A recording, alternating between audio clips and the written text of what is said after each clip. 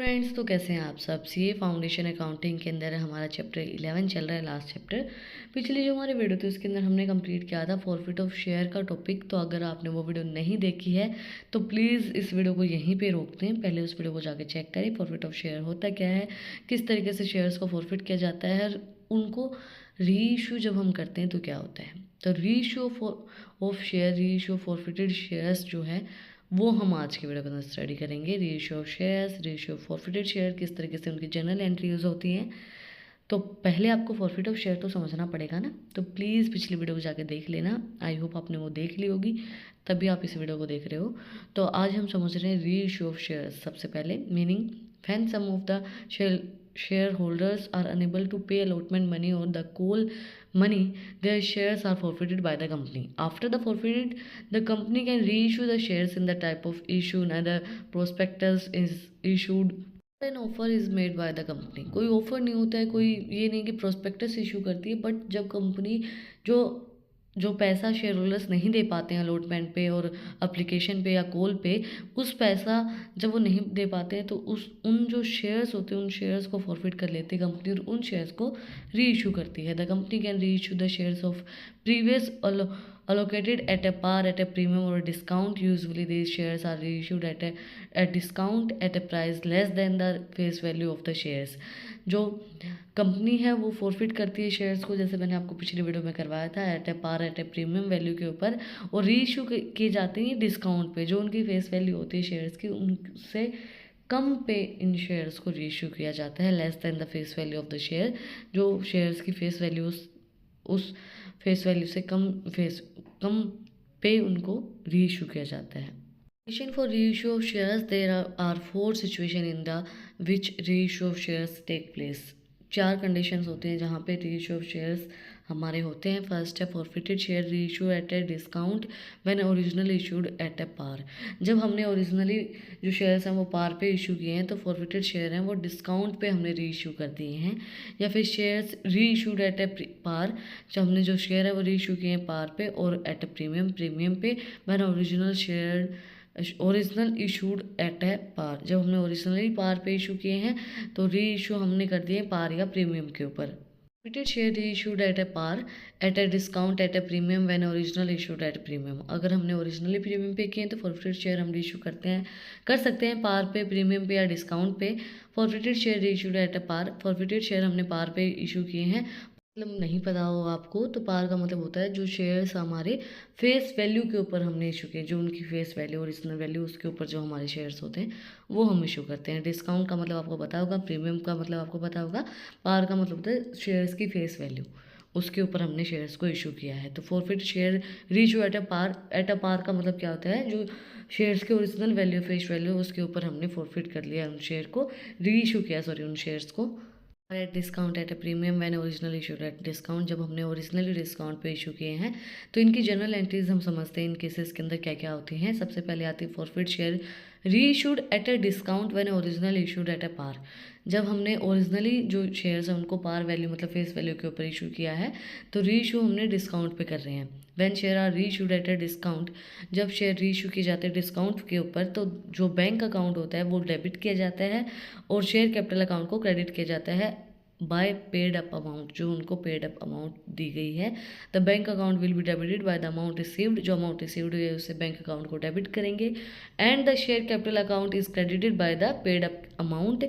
The discount allowed will be debited to the share forfeited account, जो discount allow किया गया है वो शेयर फॉरफिटेड अकाउंट में चला जाएगा, डेबिट हो जाएगा। बैंक अकाउंट जो हमारी अमाउंट रिसीव्ड हुई है री इशू उसको डेबिट करेंगे। Share forwarded account the amount allowed at discount, जो हमने अलाउड की है डिस्काउंट पे वो डेबिट होगी। और टू शेयर कैपिटल अकाउंट जो पेड अप अमाउंट रहती है उसको क्रेडिट कर देंगे। The amount of discount allowed is less than the forfeited amount, then the remaining forfeited amount will be considered as a profit to the amount and the accordingly transferred to the capital reserve account। जो amount है हमने discount पे issue किए less than forfeited amount से, हमारे जो forfeited amount है उससे कम है तो हमें क्या हो गया, प्रॉफिट हो गया। तो उसको हम कहाँ पे भेजेंगे, उसको भेजेंगे हम कैपिटल रिजर्व के अंदर। Share forfeited account debit to capital reserve and इसकी जो नरेशन है वो क्या होंगी, transfer of share forfeited amount to capital reserve account. Reissued at a par और एट ए प्रीमियम, शेयर्स जो है वो या तो प्रीमियम पे या पार वैल्यू के ऊपर इशू किए गए हैं। और when originally issued at a par, और जब ओरिजिनली पार पे इशू किए गए थे। ओरिजिनली तो हमने फेस वैल्यू पे इशू किए थे और हम री इशू कर रहे हैं उनको या तो प्रीमियम पे या पार पे। तो क्या होगा, in this case the whole amount that has been credited to share forfeited account and is transfer to capital reserve account. तो जो सारे अमाउंट है वो शेयर फॉरफिटेड अकाउंट के अंदर क्रेडिट हो जाएगी और ट्रांसफर कर दी जाएगी कैपिटल रिजर्व अकाउंट के अंदर। तो जनरल एंट्रीज इसकी क्या होंगी, to share reissued at a पार, जब हमने पार पे री इशू किए हैं उनको, तो bank account debit to share capital account, reissue of share at as per share जो हमारा है, and share forfeited account debit to capital reserve account, balance amount of share forfeited account transfer to capital reserve account. जो balance amount बच गई share forfeited की वो transfer कर दी गई कैपिटल रिजर्व अकाउंट के अंदर।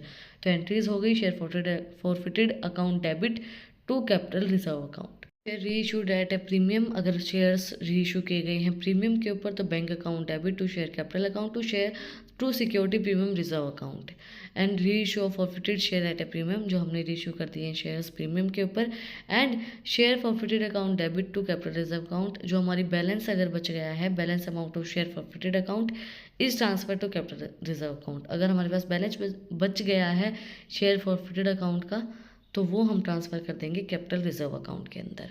नेक्स्ट थर्ड कंडीशन हमारी आती है forfeited share reissued at a par, forfeited share हैं जो री इशू किए गए हैं पार मतलब फेस वैल्यू के ऊपर, एट डिस्काउंट या डिस्काउंट के ऊपर या फिर प्रीमियम के ऊपर या फिर ओरिजिनल जो इशू किए गए हैं या फिर ओरिजिनली प्रीमियम पे इशू किए गए हैं तो उसी पे री इशू कर दिए हैं forfeited share.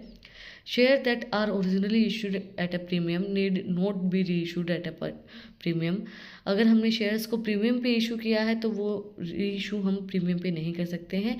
It can be reissued at a पार या फिर डिस्काउंट और एट अ प्रीमियम, या फिर वो री इशू हो सकते हैं at a par, at a discount या फिर प्रीमियम के ऊपर। Issuing at a premium, the premium received should be credited to the security premium account, अगर हम प्रीमियम पे ही दोबारा री इशू कर रहे हैं तो फिर जो हमारा सिक्योरिटी प्रीमियम अकाउंट है वो क्रेडिट हो जाएगा।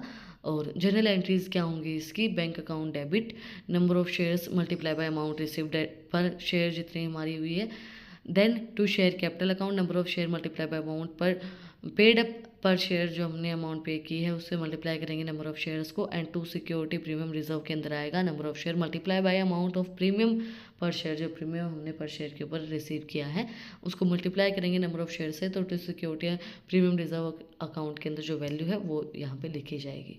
नॉट लिस्ट हमारी कंडीशन है forfeited share reissued at a par, forfeited share reissue किए गए हैं पार पे या फिर at original, at discount, at premium, when original issued at a discount, वो ओरिजिनल इशू किए गए थे किसके ऊपर, प्रीमियम के ऊपर, ये ओरिजिनल इशू किए गए डिस्काउंट के ऊपर और हम री इशू कर रहे हैं पार या डिस्काउंट या प्रीमियम के ऊपर।